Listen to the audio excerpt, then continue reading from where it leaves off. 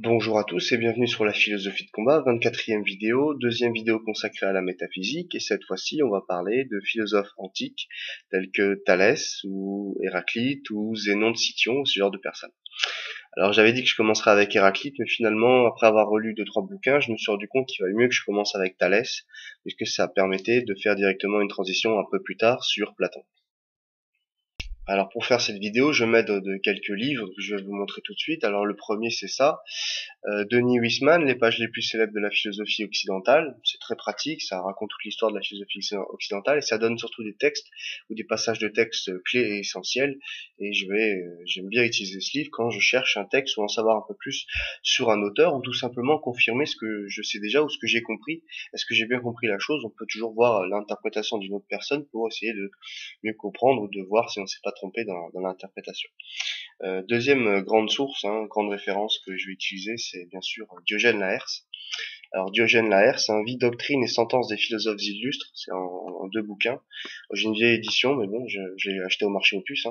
Voilà, ça c'est le deuxième tome. Et là-dedans, il y a vraiment tout ce qu'il faut savoir sur la philosophie antique. Pourquoi? Tout simplement parce que Diogène Laërce, c'est le premier euh, de c'est le premier historien de la philosophie, tout simplement. Et comme c'est le premier historien de la philosophie qu'on connaisse et qu'on ait eu la chance extraordinaire de retrouver alors c'est pas un livre qu'on a retrouvé, c'était écrit sur des vases. On a retrouvé les vases parce que ils étaient enfermés à cause d'une éruption volcanique. Enfin, je crois que c'est quelque chose dans ce goût-là. Et donc en fait on a retrouvé ça et avec Diogène Laërce, on va pouvoir justement bien entrer et bien comprendre dans la métaphysique occidentale telle qu'elle se présente au début de notre histoire, c'est-à-dire en Grèce il y a moins de 1600 ans. Alors, bien sûr, je vais vous parler de métaphysique, je vais pas vous parler de toute l'histoire de la philosophie, mais je vais vous donner une espèce de colonne vertébrale métaphysique dans laquelle vous pouvez comprendre que à partir de la métaphysique, enfin, c'est ce que je vais essayer de démontrer, à partir de la métaphysique, et tout part, l'esthétique et l'éthique, c'est-à-dire qu'est-ce qui est beau, qu'est-ce qui est bien, qu'est-ce qui est vrai, tout part d'une idée métaphysique de base, et cette idée métaphysique, on va la retrouver tout de suite chez Thalès, puisqu'on va commencer cette histoire de la métaphysique avec Thalès. Donc je vais lire un tout petit bout là pour présenter rapidement Thalès et après je vais rentrer dans Thalès directement. Alors, faut savoir que tous les philosophes dont on parle, on sait pas tout. Il n'y avait pas Internet, il n'y avait pas ni des photographes, ni rien du tout à l'époque, donc le peu qu'on sache, il faut être content de ce qu'on a. Mais on a, disons, l'essentiel de ce que les gens ont dit, de ce qu'on a pu rapporter de ces philosophes. Donc on sait pas tout ce qu'ils ont fait, comme on sait tout ce que fait aujourd'hui Johnny Hallyday, et du soir au matin, il y a des paparazzis sur lui, donc on sait tout. Mais il n'y avait pas de paparazzi à l'époque, même pour Platon, donc on sait à peu près la vie qu'ils ont eue, on sait ce qu'ils ont fait, mais on sait pas tout. Donc, le plus ancien est sans doute Thalès, donc le plus ancien des philosophes, est sans doute Thalès de Milet, dont parle Platon, qui fait de lui le modèle du philosophe éthéré, la tête dans les nuages, astronome, géomètre, poète aussi.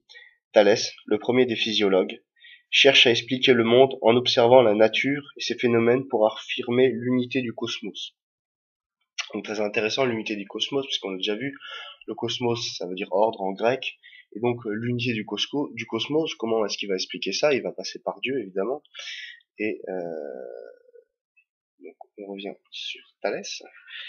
Thalès est considéré comme l'un des 7 sages, Alors, il y a ça apparemment, c'est comme ça que le dit Diogène Laërce, il y a 7 sages dans la philosophie antique, et donc Thalès est l'un d'entre eux, donc c'est un des plus anciens et des plus sages de tous, et donc il cherche à affirmer l'unité du cosmos, et comment on fait pour affirmer l'unité du cosmos? Eh bien on va voir ça tout de suite.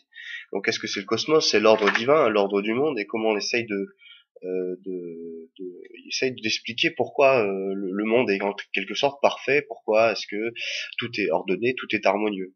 Et justement, pour dire cette harmonie, elle est cosmique, et dans le cosmos, dans le monde, dans l'ordre du monde, et on essaye d'expliquer mais pourquoi le monde fonctionne finalement, pourquoi est-ce que les atomes, pourquoi est-ce que le monde tel qu'on le perçoit est suffisamment stable pour qu'on puisse vivre dedans. C'est pas forcément évident comme ça. Il se trouve qu'on peut vivre dans ce monde, et on aimerait bien simplement demander pourquoi. Et cette réponse justement au pourquoi va avoir tout un tas de conséquences qu'on va voir au fur et à mesure de l'histoire de la philosophie. Alors, donc il parle de Thalès, là, c'est Diogène Laërce, c'est ceux qui veulent le rechercher. Vie, doctrine et sentences des philosophes illustres, numéro 1. Alors j'ai une vieille édition, page 56, et édition Garnier Flammarion. C'est vraiment un vieux truc que j'ai trouvé pas dans les vides-greniers, dans les trucs où vous avez toujours des bouquinistes qui vendent des livres pas chers, faut en profiter, on trouve parfois des petites merveilles. Alors, en parlant de Thalès. On lui attribue encore les sentences suivantes. De tous les êtres, le plus ancien, c'est Dieu, car il n'a pas été engendré. Le plus beau, c'est le monde, car il est l'ouvrage du Dieu. Le plus grand, c'est l'espace, car il contient tout. Le plus rapide, c'est l'esprit, car il court partout. Le plus fort, c'est la nécessité, car elle vient à bout de tout. Le plus sage, c'est le temps, parce qu'il découvre tout. La mort, dit-il, ne diffère en rien de la vie. On lui répond, pourquoi alors ne te donnes-tu pas la mort? Parce que vie ou mort, c'est tout un, réplique-t-il. Quelqu'un lui demande ce qui du jour ou de la nuit fut créé d'abord. Il répond, la nuit est en avance d'un jour. On lui demande si les mauvaises actions d'un homme échappent au regard des dieux. Il répond, il voit même les mauvaises pensées. Un homme adultère lui demandait s'il pouvait jurer qu'il n'avait pas commis d'adultère et il répondit, le parjure n'est pas pire que l'adultère. On lui demandait ce qui était difficile. Se connaître, dit-il. Ce qui était facile. Donner un conseil à autrui. Ce qui était le plus doux. Jouir. Ce qui était ce que c'était que la divinité. Un être sans commencement ni fin. Encore une chose difficile, voir un tyran âgé. Comment supporter aisément l'infortune, en voyant ses ennemis encore plus malheureux? Comment vivre vertueusement, ne faisant pas ce que nous reprocherions à autrui? Qui est heureux? L'homme bien portant, riche, courageux et instruit. Il disait encore que l'on doit penser à ses amis aussi bien en leur absence qu'en leur présence, que la beauté ne vient pas d'un beau visage mais de belles actions.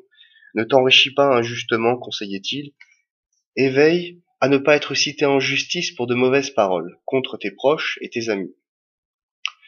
J'aime beaucoup cette phrase-là qui va suivre. Comme tu traites tes parents, tes enfants te traiteront.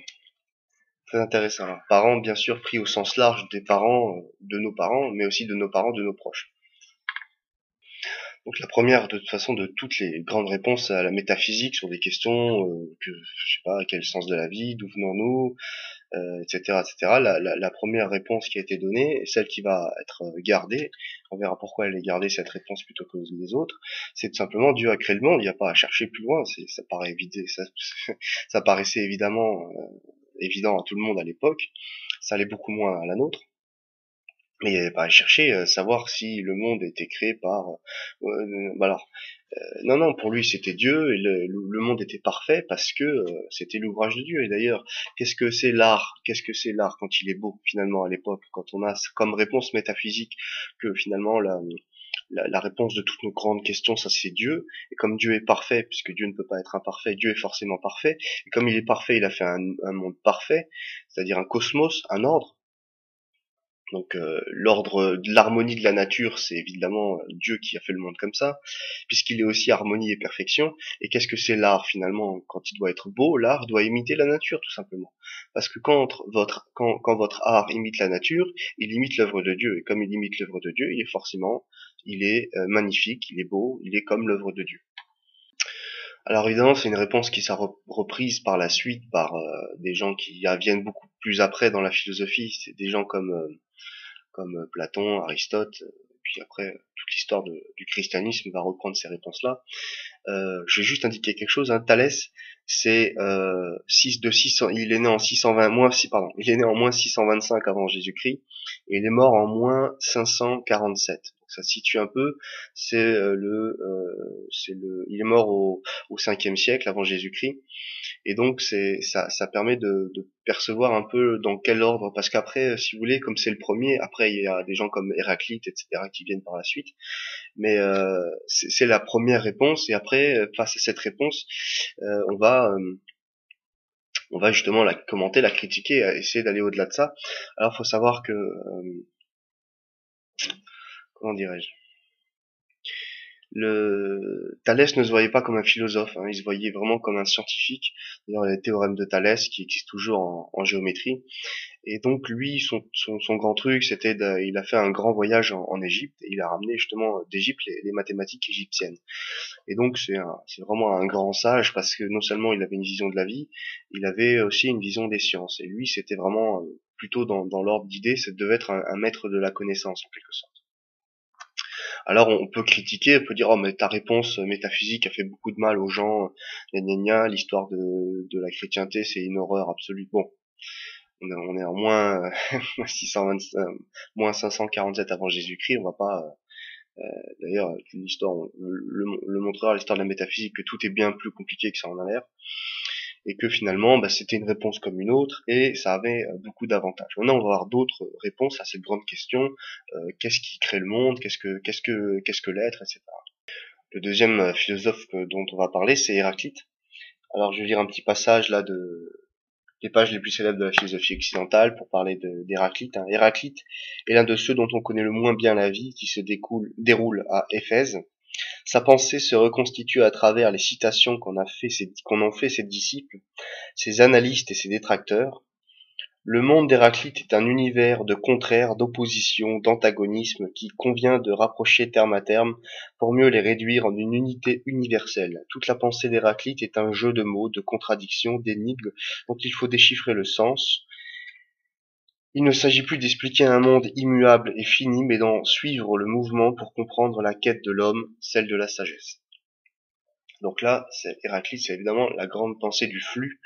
Et pour ceux qui se demandent dans toute l'histoire de la dialectique, j'aurais dû parler, je suis désolé, je m'en suis rendu compte qu'après de mon erreur, c'est que j'aurais dû commencer tout de suite à parler d'Héraclite plutôt que commencer à Zénon d'Élée. J'aurais dû commencer à Héraclite pour expliquer l'histoire de la dialectique, mais bon, je suis pas parfait. Mais je vous en parle là. Donc Héraclite, c'est évidemment le fondement, le grand fondement métaphysique de cette pensée qu'est la pensée du flux. Alors je vais vous lire encore, là ça vient de Diogène Laërce, c'est ce qu'on sait sur les théories d'Héraclite. Alors Héraclite, juste un petit détail, il est né au moment où en gros Thalès meurt, il meurt en moins 547 Thalès, et notre Héraclite, il est né entre 544, enfin entre moins 544, on sait pas vraiment la date, moins 544, moins 541, et puis il vient après, il est mort en moins 480. Alors donc Héraclite, c'est le premier par contre qui va s'appeler lui-même philosophe. Et on sait, on sait pas tout, mais on sait quand même beaucoup de choses de lui, notamment ses grandes thèses. Alors sa grande thèse, c'est évidemment une histoire de feu. Vous savez voir ce que c'est. Voilà. Alors c'est en gros les théories d'Héraclite. Voilà en gros ces théories. C'est le feu qui a tout créé, et c'est en lui que tout se résout. Tout est soumis au destin. C'est le mouvement qui crée toute l'harmonie du monde. Tout est plein d'esprits et de démons. Il a parlé de tout ce que contient le monde et dit que le soleil a exactement la grandeur qu'on lui voit. Bon, il s'est trompé. Il dit encore, quelque effort qu'on fasse, on n'atteindra pas les limites de l'âme. La croyance est pour lui une maladie sacrée et la vue un mensonge. La vue un mensonge, vous allez voir, ça a beaucoup d'importance sur l'histoire de la philosophie. Donc ce qu'on voit n'est que mensonge. Quelquefois dans son livre, il s'exprime d'une façon si claire et si lumineuse que même l'esprit le moins délié peut le comprendre et peut saisir le trajet de sa pensée. Sa concision et sa richesse de pensée sont inimitables. Donc on a chez Héraclite la grande pensée du flux, c'est-à-dire que, je vais vous lire encore quelques maximes, mais là après je vais en parler, ça va devenir très clair. Donc père de la philosophie occidentale, c'est Héraclite. L'harmonie du monde caché, c'est le nom de l'ouvrage. Non, pardon. C'est De la nature, fragment traduit du grec par Tannéry en 1887. Alors, Héraclite, le père de la philosophie occidentale, dit « Le soleil est nouveau chaque jour ». Vous voyez, pensée du flux, c'est-à-dire que on change à chaque seconde. À ceux qui descendent dans les mêmes fleuves surviennent toujours d'autres et d'autres eaux. Ce monde n'a été fait par aucun des dieux, ni par aucun des hommes. Il a toujours été et sera toujours feu éternel vivant, s'allumant par mesure et s'éteignant par mesure. Ils ne comprennent pas comment ce qui lutte avec soi-même peut s'accorder. L'harmonie du monde est par tension opposée, comme pour la lyre et pour l'arc. Il y a une harmonie dérobée, meilleure que l'apparente, et où le Dieu a mêlé et profondément caché les différences et les diversités. La mer est l'eau la plus pure et la plus souillée. Donc la mer est à la fois l'eau la plus pure et la plus souillée, potable et salutaire aux poissons. Elle est non potable et funeste pour les hommes.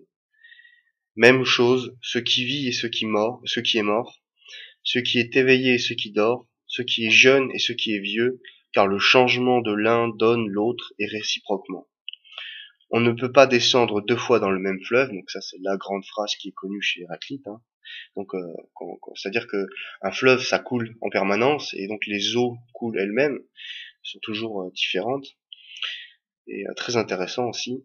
C'est la maladie qui rend la santé douce et bonne. Donc c'est la maladie qui nous fait prendre compte que la santé est douce et bonne.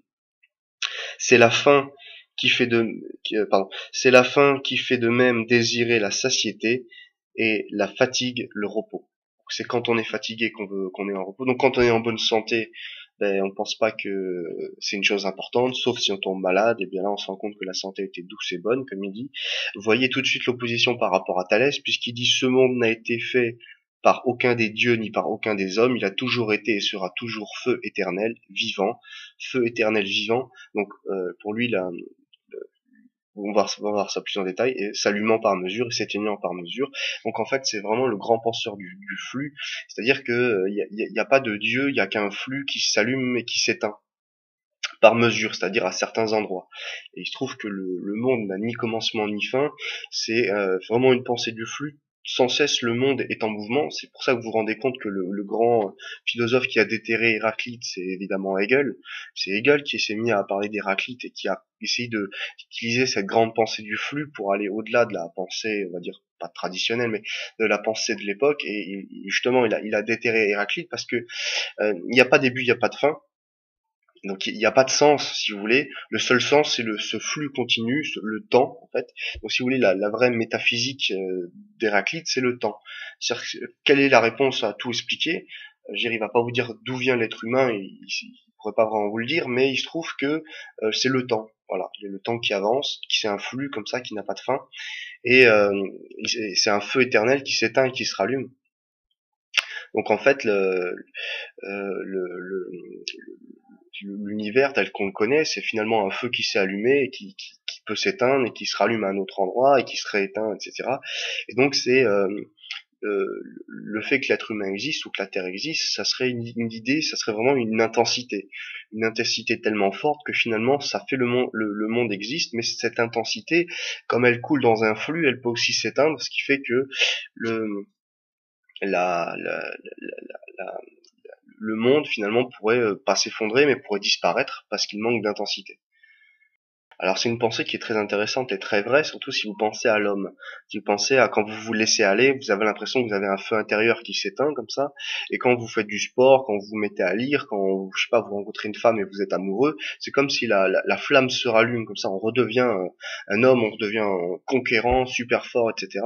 Et puis en même temps, parfois la vie peut nous faire peut nous rendre mou, apathique, on a envie de rien, on sait plus rien, on est un peu dans le système de dépression comme ça, et c'est vrai que quand on est voilà, la flamme s'éteint quelque part. Et bah pour le monde, c'est strictement la même chose que finalement des moments d'euphorie, de joie où la flamme elle est voilà comme la veille non pas la veille, comme le lendemain d'une victoire où on a gagné, on fait la fête, un peu comme comment dirais-je quand les Gaulois et Astérix à chaque fin d'épisode ils font un grand banquet dans le village pour célébrer. On sent il y a du feu, il y a la flamme et tout, il y a vraiment cette image là, et en même temps quand tout va mal on a l'impression que la flamme s'éteint, ou que comme le monde, et pour lui c'était ça vraiment la grande pensée du flux, si finalement l'homme s'allume et s'éteint, etc., en quelque sorte, eh bien, le monde aussi part du même principe, ça s'allume, ça s'éteint.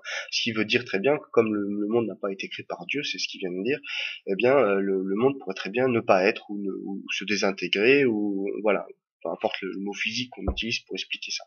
Donc, en fait, il y a vraiment une très grande pensée du flux derrière, et c'est une autre forme. De là va découler tout un tas de choses, évidemment. Par exemple, qu'est-ce que dans une pensée d'Héraclite serait le beau, le bien, le vrai? Ça serait le vrai et c'est vraiment thèse, antithèse, synthèse, quoi. C'est une vérité, elle est pas unique, elle est pas parfaite, elle est pas de Dieu, elle vient pas de Dieu, mais là elle vient d'un flux qui est en tension, comme ça vous sentez une espèce de tension entre la thèse et l'antithèse, et c'est la synthèse qui va permettre de résoudre tous ces problèmes qu'on a pour penser. Et le monde fonctionne pareil, sur une espèce de tension comme ça, comme il le dit très bien. Voilà, l'harmonie du monde est par tension opposée, comme la lyre comme pour la lyre et pour l'art, quoi. Si on n'a pas une tension, eh bien le monde ne peut pas fonctionner. Eh bien, cette tension, ça va être aux sages d'aller au-delà de cette tension pour découvrir l'unité. Parce que pour Héraclite, quand même, il y a l'idée de l'unité du monde aussi. Hein, le monde reste cohérent, voilà. Et donc le philosophe va déambuler dans ce monde, il va vivre, il va mourir, un autre va le remplacer, etc. Il y a une espèce vraiment d'idée du flux, et penser comment les nations meurent, elles arrivent à un moment d'apogée, puis à un moment donné la France s'est effondrée, puis c'est de nouveau l'Angleterre, puis l'Angleterre s'est effondrée, puis ainsi de suite, puis ainsi de suite. Comme ça, il y a une espèce de feu qui s'allume, et puis qui s'éteint, et puis qui s'allume, et puis qui s'éteint. Et c'est une espèce de flux comme ça. Donc il n'y a pas de finalité, il n'y a pas d'absolu, il n'y a pas de vérité. Dans cette idée-là, il y a toujours des tensions que le philosophe est là pour justement, il est là pour voir au-delà de ces illusions, de ces tensions-là. Donc j'en profite pour faire une petite parenthèse sur Zénon d'Élée, puisque je vous en ai parlé quand j'ai commencé l'histoire de la dialectique, en disant que c'était lui qui avait justement parlé d'Achille et la tortue. Alors on retrouve dans Diogène Laërce vraiment un passage sur Zénon d'Élée. Je vais vous le lire là, je vais pas forcément le commenter, mais au moins je vais vous le lire. Hein. Zénon fut un homme de bien, et comme Héraclite, il méprisa les puissants. Il préféra toujours Yélé en fait, ensuite c'est une ville, hein. Il préféra toujours Yélé, appelée ensuite Élé, colonie phénicienne, sa patrie, ville simple, et seulement habituée à produire des gens de bien. Il demeura toute sa vie à Élé, voilà. Il est le premier à avoir employé l'argument d'Achille, quoique quelqu'un d'autre dit que c'est Parménide qui a inventé la dialectique. Bref. Voici ses théories. Il y a plusieurs mondes, le vide n'existe pas, la nature de tous les êtres est issue du chaud et du froid, du sec et de l'humide, qui se transforment mutuellement, les hommes sont nés de la terre, et l'âme est composée par parties égales des éléments précipités. On raconte qu'il ne pouvait supporter les injures et qu'il répondait à qui lui en faisait la remarque, si je n'agissais pas ainsi, comment serais-je sensible aux éloges? Donc on a bien aussi une espèce de pensée pas du flux, mais plutôt vraiment dans l'idée que le monde est tiré entre des forces contraires. Hein. La nature de tous les êtres est issue du chaud et du froid, du sec et de l'humide, qui se transforment mutuellement. Donc on a l'idée vraiment très puissante dans la métaphysique que le monde est vraiment une sorte de dialectique où en fait, par exemple, nous serions composés d'un certain nombre d'éléments qui sont contradictoires à la base, mais qui, quand ils se mettent ensemble, forment une espèce de tout harmonieux. Voilà. Alors on a vu Thalès, on a vu Héraclite, et maintenant on va voir, très important, Démocrite qui parle justement du monde d'une façon très intéressante et qui va beaucoup nous renseigner sur la façon dont on voit le monde aujourd'hui. Alors je vais vous présenter un peu le bonhomme. Alors son maître à Démocrite s'appelait Leucippe. Hein. Leucippe est indissociable de son disciple Démocrite, bien que l'on sache rien de lui. Tous deux proposent une théorie atomiste, inaugurant un vaste courant de pensée, l'explication des mécanismes de la nature, les plus simples et les plus essentiels, passe par l'existence de corpuscules imperceptibles et donc hors du champ du sensible, que sont des atomes organisés en une infinité de formes. Donc en gros, l'idée de base, elle est très simple chez Démocrite. Si je prends si je prends n'importe quoi, mettons un bout de pain, et que je le coupe en deux, que je coupe en deux, que je coupe en deux, ainsi de suite, jusqu'au moment où j'ai plus qu'un un bout de pain et je continue à le couper en deux, il y a bien un moment donné où je ne peux plus couper la matière en deux parties. Et comme à un moment donné je peux plus diviser par deux, si vous voulez, ou je peux plus découper la matière en deux parties, bah il y a forcément ce qu'on va appeler un atome, hein, c'est-à-dire un insécable, quelque chose qu'on ne peut plus découper en deux, ça va être un atome, et donc Démocrite va dire bah justement si la matière on peut plus la couper en deux, il ne reste plus nous rester qu'un petit atome, et pour lui le monde est composé d'atomes et de vide. Donc on va faire un petit détour par Diogène Laërce pour en savoir plus maintenant sur Démocrite. Hein. Voilà donc quelle fut sa vie, donc il parle de lui juste avant. Voici ses théories. À l'origine de toute chose, il y a les atomes et le vide. Tout le reste n'est que supposition. Les mondes sont illimités, engendré et périssable. Rien ne naît du néant, ni ne retourne au néant. Les atomes sont illimités en grandeur et en nombre, et ils sont emportés dans le tout en un tourbillon. Ainsi naissent tous les composés, le feu, l'air, l'eau, la terre, car ce sont des ensembles d'atomes incorruptibles et fixes en raison de leur fermeté. Le soleil et la lune sont composés de masses semblables, lisses et rondes, tout comme l'âme, qui ne se sépare pas de l'esprit. Nous voyons par des projections d'images, et tout se fait par nécessité. Tout se fait par nécessité, cette phrase, je vais revenir dessus après, car le tourbillon est la cause universelle, et c'est ce tourbillon qui est le destin.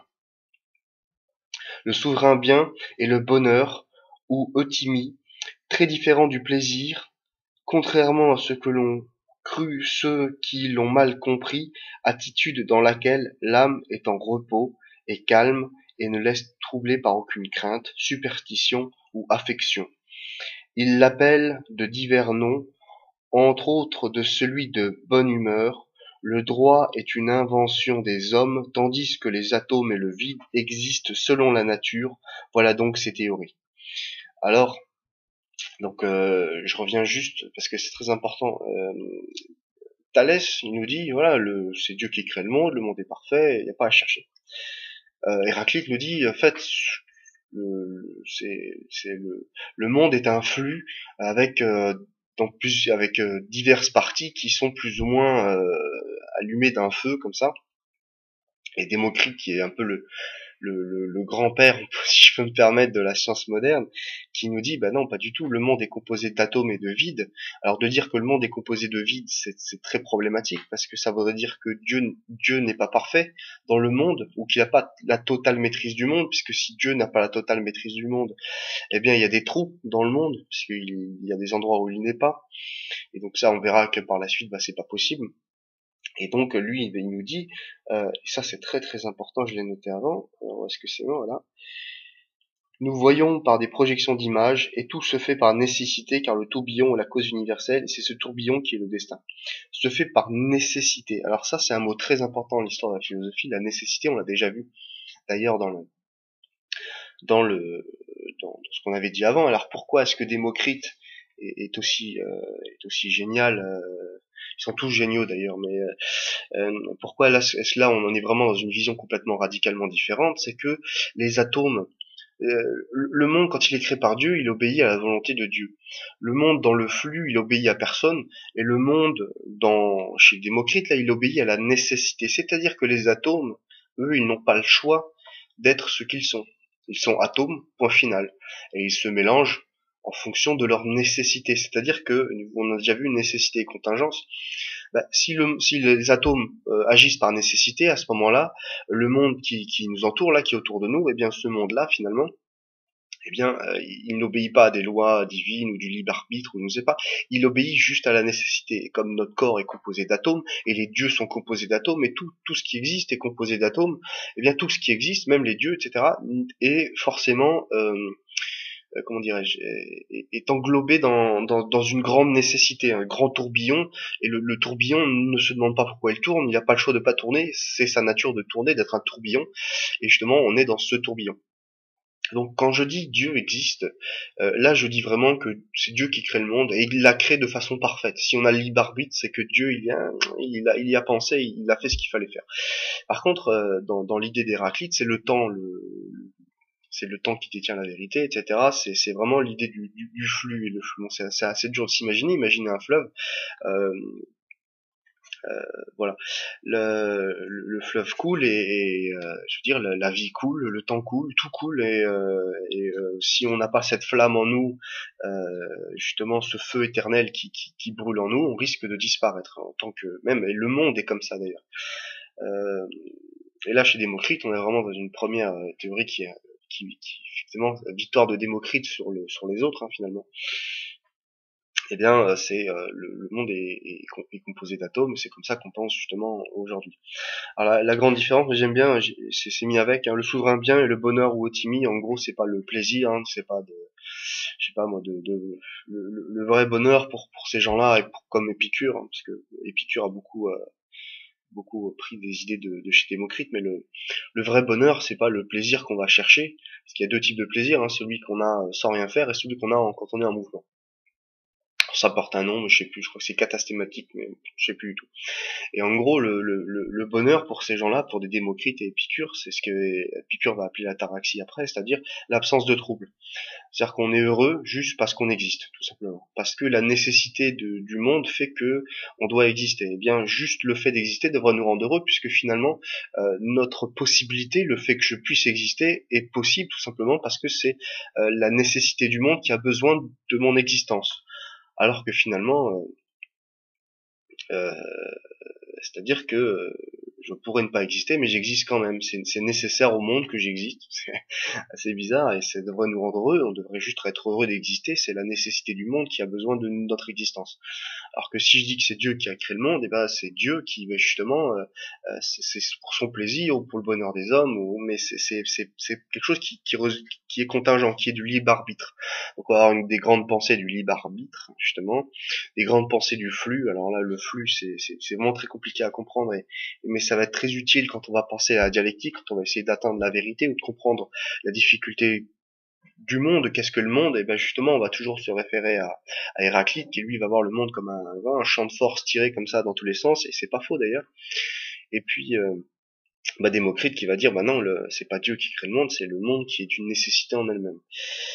Donc voilà, on a alors là entre nous, franchement, si vous avez en tête ces trois grands philosophes, vous avez a priori de très bonnes bases pour comprendre tout le reste de l'histoire de la métaphysique, parce que quand on a compris comment ça se passe dans la tête de ces gens-là,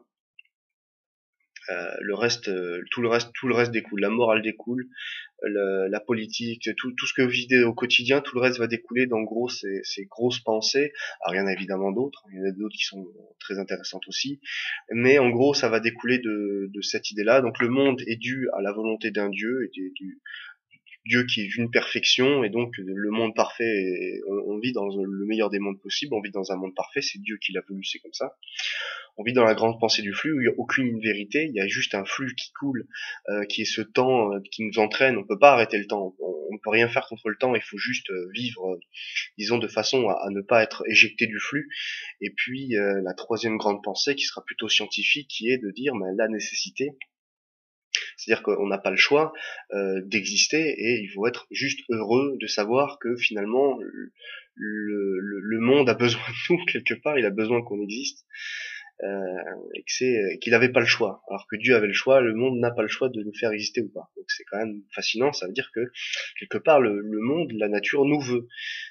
Donc on devrait juste être heureux d'exister. C'est pour ça que tous ces Démocrites, et c'est souvent rattaché à Épicure, parce que justement le fait d'exister, si le monde veut qu'on existe, c'est qu'on devrait être heureux de se dire que le monde veut ça de notre être, alors que il y a tellement plus simple, on peut dire c'est Dieu qui veut qu'on existe, et c'est une autre vision des choses. Alors pourquoi est-ce que finalement ça va être la vision de Thalès qui va être reprise par Platon et par Aristote par la suite? Alors je pense que il y a quand même une idée très fondamentale à laquelle Dieu répond, et les deux autres grandes métaphysiques ne répondent absolument pas. C'est-à-dire que Dieu répond à une grande question qui est l'absurde. C'est-à-dire que, par exemple, il y a très récemment, Steve Hawking a dit, voilà, si l'être humain arrive à coloniser la Lune, eh bien, on est sauvé d'affaires, on peut coloniser l'espace et on va pouvoir survivre, parce que, au cas où vous le savez pas, il y a un peu trop de surpopulation sur Terre, et on aimerait bien ne pas avoir à faire une grande guerre pour résoudre ce problème, donc on essaye de trouver des endroits où on pourrait aller vivre dans l'espace. Mais le problème, c'est qu'une fois qu'on a résolu comment dirais-je, ce petit problème passager de surpopulation, on se retrouve quand même dans un monde dans lequel finalement on n'a rien résolu du tout, puisque on sait toujours pas où on va, on sait toujours pas quoi faire. Dire le monde est absurde, c'est-à-dire que je veux dire dans 2 milliards d'années, peut-être j'espère que l'être humain existera encore, mais pourquoi faire? À quoi ça sert? À quoi ça sert qu'on continue de vivre? Pour aller quoi? Vers quoi on va, vous voyez? Quand j'ai la réponse Dieu comme réponse, j'ai une grande chance, c'est que Dieu m'indique la voie. C'est-à-dire que si Dieu a créé le monde, c'est qu'il a une raison, et cette raison va pas forcément la découvrir, mais en adorant Dieu, je vais peut-être retourner dans un monde des idées ou dans un monde où le paradis, qui est le monde réel, et ce monde-là dans lequel on vit n'existe pas, c'est une illusion, c'est un monde faux, alors qu'au paradis tout est vrai, tout est parfait, et donc on est dans un royaume, un monde de tests en fait, où on teste les êtres humains, on teste nos âmes, on nous donne un corps, une âme, et puis on regarde comment on va faire, est-ce qu'on est digne d'aller dans le royaume de Dieu par exemple, et y a pas d'absurde, si on vit, il y a bien une raison, et cette raison elle est donnée en Dieu, si vous voulez. Alors que le problème de Héraclite et de Démocrite, c'est qu'il n'y a pas de raison de vivre. C'est ça le problème. Le sens de la vie, il y en a aucun dans l'idée du flux. Il n'y a pas de finalité, si vous voulez. Alors que Dieu donne une finalité dans la vie. Et l'idée du flux, là, chez Héraclite, il n'y en a aucun. Et l'idée des atomes chez Démocrite, il n'y a aucune raison de vivre non plus. Donc je pense que c'est parce que en fait Dieu donnait en soi une bonne raison de continuer à vivre, ou d'une bonne raison de se tenir bien sur Terre, parce que c'était quand même une très belle réponse aussi. Je pense que c'est celle qui est restée. Alors on dit souvent que Héraclite est le philosophe qui pleure, et Démocrite le philosophe qui rit. Ça se découle tout de suite de leur attitude par rapport au monde, par rapport à la métaphysique, c'est-à-dire que évidemment que qu'Héraclite est le philosophe qui pleure parce qu'il voit pas à quoi ça sert le flux ne l'amène nulle part, c'est un flux qui est infini, éternel, et qui continue à avancer, et le temps continuera à avancer, et continuera à couler sans aucun but, donc ça le rend triste, et il pleure. Et Démocrite, c'est l'inverse, puisque finalement, c'est des atomes. Donc, si l'existence de l'être humain est nécessaire, et de l'ordre de la nécessité de la nature, il faut être heureux d'exister. On n'a pas forcément, d'ailleurs, on n'a pas à trouver un sens chez Démocrite, puisque si la nature nous permet d'exister ou nous fait exister, pourquoi est-ce qu'on aurait besoin de trouver un sens? Il faut juste se contenter d'exister. Et juste ça devrait nous rendre heureux. Et donc, Démocrite est le philosophe qui rit, comme on dit. Voilà, ils ont tous des vies très intéressantes, ils ont tous des points de vue très intéressants, et puis au fur et à mesure ça va changer, évoluer, mais quand on a ces trois visions du monde, on peut comprendre beaucoup de choses sur tout le reste de l'histoire de la métaphysique, mais là je vous donne déjà de très bonnes bases, je pense, hein, pour pouvoir continuer. Alors je vais lire un petit peu je vais lire quelques maximes de Démocrite, parce que je les trouve rigolotes, et puis on a l'impression que c'est Karl Marx qui parle parfois, donc vous allez voir, c'est pas mal. Alors, Démocrite, sur l'éducation, on ne peut atteindre ni l'art ni la sagesse si l'on ne s'est pas adonné à leurs études. Alors, faut savoir que, comment il s'appelle, Démocrite, c'était un puits de science, hein. Il avait vraiment une connaissance encyclopédique du monde, et il savait à peu près tout ce qu'on pouvait savoir des sciences les plus avancées de son temps. Donc, c'était pas un débile, hein. Et bien des gens farcis de connaissances n'ont aucune raison. Ça, c'est une phrase très, très importante, parce qu'elle va être reprise par Montaigne, qui va dire il vaut mieux des têtes bien faites que des têtes bien pleines. Donc, je vous la relis, elle est parfaite, hein. Bien des gens farcis de connaissances n'ont aucune raison. Beaucoup de réflexion et non beaucoup de connaissances, voilà à quoi il faut tendre. Donc beaucoup de réflexion et non beaucoup de connaissances, voilà à quoi il faut tendre. Ce qui instruit les sots n'est pas la parole, mais le malheur. Le pire qu'on puisse apprendre aux enfants, c'est la frivolité. Elle provoque les plaisirs qui développent la perversité. Si les enfants se laissent entraîner vers toute autre chose que le travail, ils n'apprendront ni la lecture, ni la musique, ni le sport, ni le sentiment de l'honneur, qui est la principale condition de la valeur.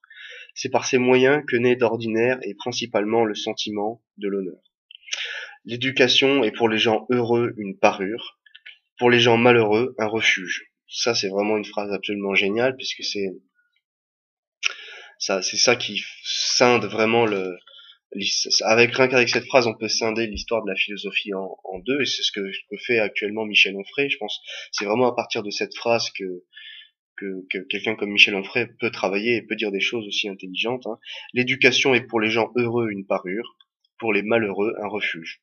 Et c'est vrai que pour certains, l'éducation, la philosophie, ça va être une façon de s'exprimer, de se faire voir ou de se montrer par rapport au monde, ou d'essayer de dominer intellectuellement les autres. Et pour les autres, pour les malheureux, un refuge. Et ben justement, l'éducation, ça va devenir l'opportunité de devenir autre ou de devenir meilleur, et pas de briller socialement. On peut constater de la sagesse chez les jeunes gens et chez les vieillards de la déraison, car ce n'est pas l'âge qui nous rend sages, mais une éducation appropriée et la nature. Donc des jeunes peuvent être sages et des vieux peuvent être déraisonnables. La sagesse ne vient pas avec l'âge, mais avec l'apprentissage. Donc c'est intéressant. Il y a quand même chez Démocrite l'idée que il faut, malgré que la nature, la nécessité, etc., il y a quand même l'idée de l'éducation, il y a quand même l'idée de la connaissance. Et je veux dire, avec ça, vous avez compris, rien qu'avec ce genre de phrase, hein, on peut constater de la sagesse chez les jeunes gens et chez les vieillards de la déraison, car ce n'est pas l'âge qui nous rend sages, mais une éducation appropriée et la nature. Bon, tout le problème va être de savoir qu'est-ce que c'est une éducation appropriée, mais avec cette phrase, vous avez résumé l'éthique de Spinoza. Voilà, avec cette phrase, c'est l'éthique de Spinoza exactement. Vous lisez l'éthique de Spinoza, vous allez arriver à la fin du livre, vous allez arriver à cette conclusion-là, et cette phrase avait déjà dit la conclusion en quelque sorte, puisque comme chez Spinoza, le bonheur du sage, c'est la connaissance. Voilà. Alors Démocrite, quand il parle de vertu et de bonheur, hein, rechercher les biens de l'âme, c'est rechercher des biens divins. Se contenter des biens du corps, c'est se contenter de biens humains. Alors ça, c'est une attaque contre Platon, ça se voit pas forcément, mais rechercher les biens de l'âme, c'est rechercher les biens divins. Les biens de l'âme, je pense qu'il voulait parler de l'âme comme le voyait Platon. Et rechercher des biens, c'est rechercher des biens divins, donc des biens qui ne sont pas possibles, qui n'existent pas sur cette terre. Et se contenter des biens du corps, c'est se contenter de biens humains, donc se contenter de ce dont on est possible, de ce dont on a la possibilité d'acquérir sur Terre, donc des biens, voilà. On doit être homme de bien ou imiter les gens de bien. Voilà. Le devoir, c'est retenir l'homme injuste, à tout le moins ne pas s'associer à son injustice. Ce ne sont pas les forces physiques ni les richesses qui rendent heureux, mais la droiture et la prudence. L'homme bienfaisant n'est pas celui qui regarde s'il sera payé de retour, mais celui qui se détermine à bien faire de son propre mouvement. Alors, vous reprenez cette phrase, je vais la relire et je vais mettre un mot en plus, et vous allez voir que c'est ça l'idée du christianisme. Hein. L'homme bienfaisant n'est pas celui qui regarde s'il sera payé de retour, mais celui qui se détermine à bien faire au lieu de son propre mouvement, du mouvement de Dieu. On va remplacer celui qui se détermine à bien faire par le mouvement de Dieu ou par la volonté de Dieu. Donc en gros, ça sera ça le christianisme, hein, c'est-à-dire que celui qui veut bien faire, l'homme bienfaisant, c'est pas celui qui demande du pognon en retour, et c'est celui qui a de la bonne volonté en fait, de la bonne volonté, alors de son propre mouvement, voilà, ou si vous ressemblez du fait de la volonté de Dieu, vous êtes dans le christianisme, hein, c'est-à-dire que le chrétien, c'est celui qui tend l'autre joue, et c'est-à-dire c'est celui qui veut bien faire parce que c'est la volonté de Dieu qui lui commande de bien faire. Donc évidemment Démocrite me dirait que je suis en train de tordre sa pensée, et il aurait raison d'ailleurs. Euh, Évidemment, Démocrite n'est pas quelqu'un qui pense que les dieux existent, puisque si les dieux existent, comme tout est composé d'atomes, au pire les dieux ils sont matériels. Et s'ils sont matériels, ils sont soumis tous les atomes sont évidemment subissent les mêmes réalités. Donc les dieux sont soumis au temps, sont soumis à tout ça. Donc et puis si le monde est composé de vide, justement c'est ça le problème, c'est que à ce moment-là les dieux ne sont pas parfaits, comme le disait Thalès, mais les dieux ont une imperfection puisqu'il y a du vide, et ça c'était pas possible à penser quand on veut parler de Dieu. Sur l'éducation. Et puis enfin, alors Démocrite, je vais finir avec ça. Hein. Démocrite, désir et plaisir. Désirer avec excès, c'est agir en enfant, non en homme. Désirer violemment une chose, c'est rendre son âme aveugle pour le reste. Donc avec ça, vous avez répondu à mes 68. Hein. Désirer avec excès, c'est agir en enfant, non en homme. Voilà. Démocrite sur le rôle des parents. Amasser des richesses excessives pour ses enfants, c'est donner un prétexte à sa propre cupidité en mettant à nu son caractère. Donc je le relis parce que celui-là il est super. Amasser des richesses excessives pour ses enfants, c'est donner un prétexte à sa cupidité en mettant à nu son caractère. Et puis on va s'arrêter là. Voilà. Donc évidemment, Démocrite sera repris par Karl Marx. Il a fait une thèse justement sur la différence de la nature chez Démocrite et je sais plus qui. Enfin bref, donc Démocrite et Épicure sont donnés comme des philosophes qu'on dit matérialistes, c'est-à-dire que pour eux il n'existe qu'une existence matérielle et ce monde ne peut pas être expliqué par autre chose que la matière.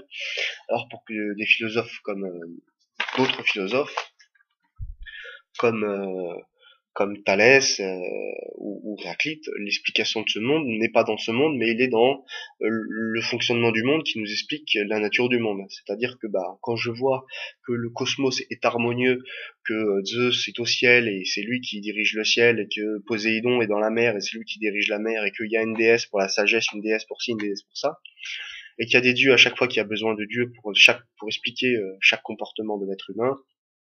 Il y a un dieu dans les enfers, il y a un dieu là où il faut. Dans le monde est ordonné, c'est un cosmos.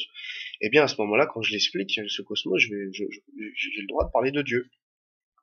Mais je peux aussi, j'ai d'autres interprétations qui seront le flux héraclitéen ou d'autres encore qui seront les atomes de Démocrite. Alors justement l'idée de Thalès va être très fortement reprise par Platon, qui va fonder une partie de ses analyses de ce qu'il va dire par rapport aux réalités qu'aura donné Thalès, en disant bah voilà, il va pas dire ça comme ça, il va pas dire c'est Thalès qui a raison, mais lui il va partir sur ses analyses de Thalès justement pour dire bah voilà ce qu'il a dit est intéressant, ce qu'il a dit est vrai, ce qu'il a dit est juste, et donc lui il va développer toute sa vision même politique du monde d'ailleurs, qu'on va retrouver dans la République de Platon. Il va développer tout ça par rapport à justement si Dieu a créé le monde, alors l'âme, parce que lui le grand truc de Platon c'est l'âme, et donc il va essayer de nous expliquer par rapport à cette explication qu'a donnée Thalès, comment il pourrait expliquer plus largement le monde, ou comment on peut faire une politique à partir de l'idée que c'est Dieu qui crée le monde. Et puis sans doute un des génies à coup sûr de la philosophie, hein, c'est Aristote. Génie pour deux raisons. Savoir une chose, c'est que la philosophie grecque, il nous reste pas grand chose, mais il nous reste le meilleur, je sais pas, enfin j'espère, mais c'est très facile à lire, parce que prenez Heidegger, Hegel, Kant c'est très facile à lire aussi, mais alors dès que vous allez sur Hegel ou Heidegger, ça devient n'importe quoi. Et ce que j'aime bien dans la philosophie grecque, c'est qu'elle est facile, simple, elle est limpide, elle veut dire beaucoup de choses, elle est profonde, elle est très intelligente, c'est vraiment une très belle philosophie. Et le grand génie, donc c'est justement Aristote qui, vers la fin de sa vie, lui, justement, à mon avis, au début de sa vie, ça devait être vraiment une sorte de, pas de fan de Démocrite, mais il a, je pense qu'il a une approche de la nature très proche de celle de Démocrite. Peut-être pas dans l'explication du monde, mais dans la façon de, c'est vraiment un scientifique Aristote. C'est quelqu'un qui, quand il se passionne pour un sujet, il l'étudie. Je crois, il me semble qu'il avait un jardin. Il avait une approche très forte de la, de la philosophie comme une science. C'était vraiment, il se voulait comme un maître de la connaissance lui. Et donc il a il a étudié toute sa vie et vers la fin de sa vie justement il va retourner vers la métaphysique et écrire un livre de métaphysique. Mais c'est ce qui est intéressant chez Aristote, c'est que ça se passe dans vraiment l'idée d'un scientifique qui essaye de comprendre le monde en l'observant, et puis après 30 ans d'observation il essaye de l'expliquer par justement ce qu'on va appeler son livre, on va réunir à la fin de sa mort et on va dire que ça s'appelle la métaphysique. C'est l'explication au-delà de la physique qui pourrait nous parler du monde ou nous expliquer la création du monde, etc. Et lui, il va commencer à avoir un jargon qui est tout à fait passionnant. Il va parler de substance, d'essence, de mode, d'attributs. Euh, il va parler de tout un tas de choses qu'on va voir là par la suite. Et donc la suite, la fois prochaine, ça sera Platon et Aristote. Et on va se rendre compte que tout cet héritage grec, hein, là, de Thalès, Héraclite et Démocrite, et ben ça va être réutilisé. Donc la philosophie grecque ne meurt jamais quelque part. Ça va être toujours réutilisé, remis au goût du jour, et ça va être fait de façon géniale, pour le pire ou pour le meilleur d'ailleurs, mais par Aristote et Platon. Donc voilà, j'espère que ça vous a plu. Euh, la métaphysique, c'est vraiment un monde passionnant. C'est quelque chose qui va beaucoup vous intéresser, j'espère, qui vous intéresse déjà. J'ai beaucoup parlé de Démocrite et de cette philosophie atomiste parce qu'on va pas la retrouver avant très longtemps. Donc comme on va essentiellement se concentrer maintenant sur Platon, Aristote, et puis après on va partir dans l'Antiquité tardive, et puis certainement, c'est certainement, et puis on va après parler de tout le monde chrétien. Donc on va beaucoup parler de Dieu, même jusqu'à peut-être jusqu'à Hegel, on va parler de Dieu. Euh, donc voilà, je voulais insister un peu sur le fait qu'il y ait d'autres philosophies. Il y a pas la philosophie officielle bien sûr, mais il y a tout un tas de sortes d'héritages qu'on peut prendre et sur lesquels on peut méditer pour essayer de comprendre le monde actuel. Alors bien sûr, les grandes explications du monde actuel vont arriver avec Emmanuel Kant, Heidegger, Marx, enfin tous ces gens-là qui comptent énormément pour expliquer le monde actuel. Pour l'instant, on est encore dans la philosophie antique, donc on s'amuse, hein, c'est quelque chose qui a quand même 2600 ans d'existence, hein, donc c'est daté évidemment, mais ce qui est intéressant et ce que j'aurais voulu justement vous remarquer, c'est qu'il y a toujours des choses qui sont très pertinentes, très intelligentes et qui ont été dites par des philosophes il y a fort longtemps. Voilà, je vous remercie, j'espère que ça vous a plu. La prochaine fois, on va voir Platon, Aristote, et puis je crois que j'ai fait un petit passage sur Épicure, et puis on va aussi voir Zénon de Cityon, qui est le fondateur de l'école stoïcienne. Ça va me permettre plus tard après de parler de Marc Aurèle et des pensées de moi-même de Marc Aurèle. Voilà, je vous remercie, je vous souhaite une excellente journée et à bientôt.